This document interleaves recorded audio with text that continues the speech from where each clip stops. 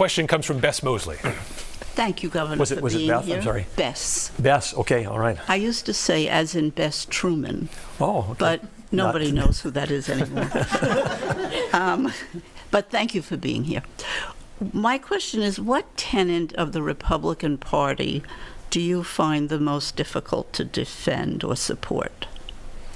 Well, when I think about the Republican Party, there's things that I feel that we've drifted away from, and one of those for me is the 10th Amendment. I mean, as a small business owner doing a startup, running large businesses that served customers around the globe, and now as governor, I see all the time the federal government is doing stuff that should be left to the states. It should be left over. So we have to return the power, and it's very simple. It says if it's not specifically designated for the federal government, it goes to the states or to the people. It actually says that. It's just a simple sentence.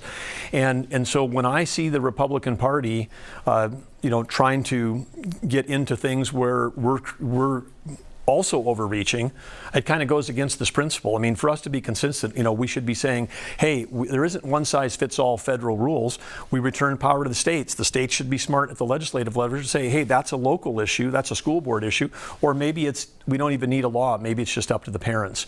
I mean, getting back to that individual responsibility is so key. And when the Republican Party starts saying, yeah, we believe in states' rights, but we need a bunch of federal rules to try to make decisions, I feel that's where we run against our own philosophy.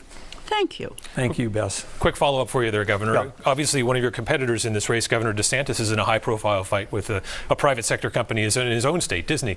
Is that the kind of thing that Republicans are going to do more of in the future, or do you think they should do less of that in the future? Well, I can't, every governor's got to do their own thing in their own state, but I can tell you in North Dakota, I mean, we're a state where we have spent when I was in the private sector, everybody said, you can't build a software company in North Dakota because there's no talent here to build it. You'll never be competitive on the global sector. We'll invest in you if you move to Silicon Valley.